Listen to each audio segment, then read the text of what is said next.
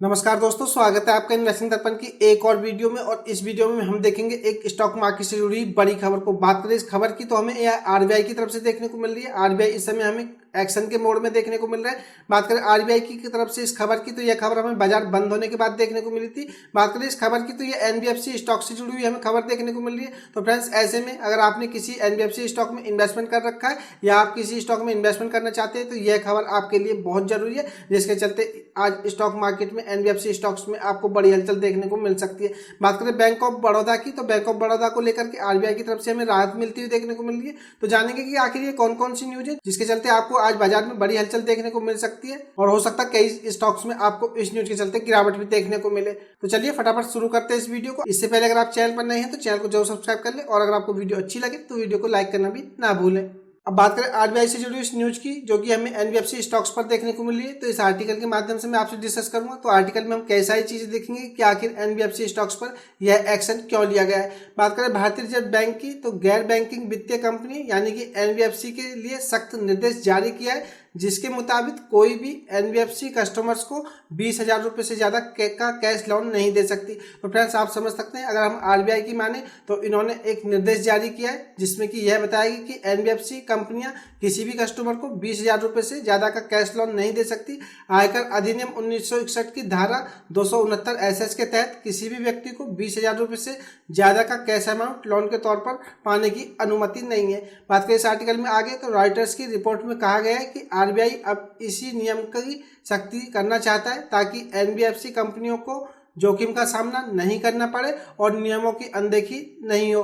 बात करें आरबीआई की तो यह निर्देश ऐसे समय में जारी किया है जब एनबीएफसी कंपनी आईआईएफएल फाइनेंस पर कई नियमों को तोड़ने का आरोप लगा है। रिपोर्ट में बताया गया है कि कुछ कंपनियों ने कानून द्वारा तय की गई सीमा से ज्यादा लोन कैश में दिया है और वसूला है। बात करें इस आर्टिकल में आगे तो एनबीएफसी को आरबीआई ने पत्र लिखकर इसकी जानकारी दी और कहा कि नियम के मुताबिक किसी भी कस्टमर को 20,000 रुपये से ज्यादा कैश लोन नहीं बांट सकते। ऐसे में किसी भी एनबीएफसी को 20,000 रुपये से अधिक लोन अमाउंट नकदी में नहीं देनी चाहिए। फ्रेंड्स, बात करें भारतीय रिजर्व बैंक की तो एनबीएफसी कंपनियों पर यह एक बड़ा एक्शन लेते हुए हमें देखने को मिल रहा है, तो जिसके चलते आपको एनबीएफसी के स्टॉक पर नजर रखनी चाहिए। बात करें आरबीआई के नियमों के मुताबिक तो फ्रेंड्स, अब कोई भी एनबीएफसी कंपनी अपने कस्टमर्स को 20,000 रुपये से ज़्यादा का कैश लोन नहीं दे सकेगी। तो आप समझ सकते हैं, जो कंपनियां 20,000 रुपये से ज़्यादा का कैश लोन अपने कस्टमर्स को बांट रही थी तो फ्रेंड्स, ऐसे में उनके बिजनेस को इस समय हमें झटका लगता हुआ देखने को मिल रहा है, और जिसके चलते इन कंपनियों के बिजनेस पर भी आपको असर देखने को मिलेगा। और बात करें फ्रेंड्स, इनके नेट प्रॉफिट भी इसके चलते हमें कम होते हुए देखने को मिलेंगे। तो एक महीने में कहा जाए तो एनबीएफसी स्टॉक्स पर आरबीआई की इस खबर के चलते या इस एक्शन के चलते हमें गिरावट का खतरा बढ़ता हुआ देखने को मिल रहा है। तो यह खबर आपको पता होना चाहिए। और बात करें इस आर्टिकल में तो और आगे देख लेते हैं। पिछले कुछ दिनों के दौरान भारतीय रिजर्व बैंक ने कई एनबीएफसी कंपनियों पर कार्रवाई कर चुका है। इन कंपनियों ने आरबीआई के नियमों की अनदेखी की थी। इसमें कैश लोन ज्यादा देने के नियमों का भी उल्लंघन था। ऐसे में आरबीआई ने नियमों को याद दिलाते हुए एनबीएफसी को ऐसा निर्देश दिया है ताकि लापरवाही और नियमों की अनदेखी पर रोक लगाई जा सके। आईआईएफएल फाइनेंस पर क्यों हुई थी यह कार्रवाई, तो यह भी देख लेते हैं। बात करें केंद्रीय बैंक यानी कि रिजर्व बैंक की तो आईआईएफएल फाइनेंस लोन मैनेजमेंट में बड़ी खामियों के कारण नए कस्टमर्स के लिए अपने गोल्ड लोन संचालन को तुरंत रोकने का निर्देश दिया था। आईआईएफएल फाइनेंस का गोल्ड लोन परिचालन इस कारोबार में बड़ा कंट्रीब्यूट करता था, जो इसके कारोबार का 1/3 हिस्सा था।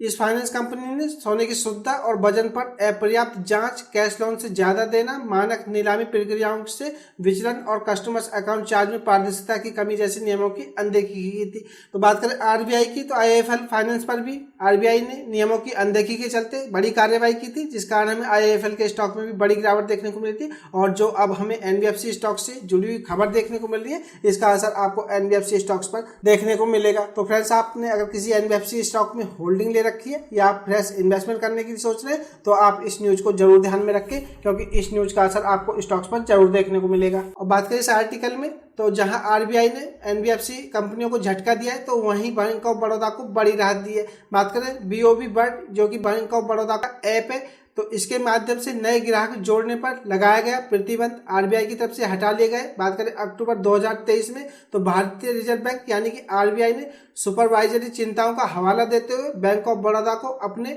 मोबाइल ऐप पर नए ग्राहकों को शामिल करने से रोक दिया था, और अब यह बैन हटाने से बैंक के साथ ही ग्राहकों को भी फायदा होगा।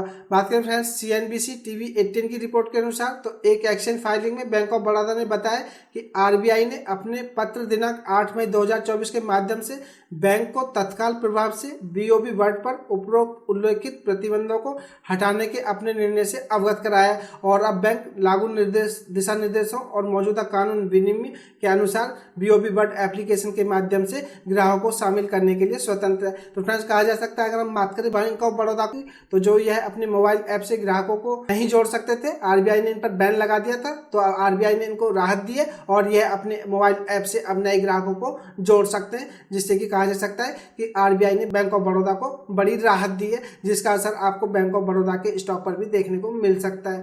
तो यह खबर बैंक ऑफ बड़ौदा के लिए एक अच्छी खबर कही जा सकती है और इन्वेस्टर्स के लिए भी एक अच्छी खबर कही जा सकती है, तो यह बात आपको पता होना चाहिए। अब बात करें बैंक ऑफ बड़ौदा की कि आखिर इन पर यह प्रतिबंध क्यों लगाया था, तो फ्रेंड्स यह भी मैं आपको बताया। तो अगर हम बात करें RBI की तो RBI ने 10 अक्टूबर 2023 को बैंक ऑफ बड़ौदा को BOB वर्ल्ड ऐप के जरिए नए ग्राहक जोड़ने से रोक दिया था।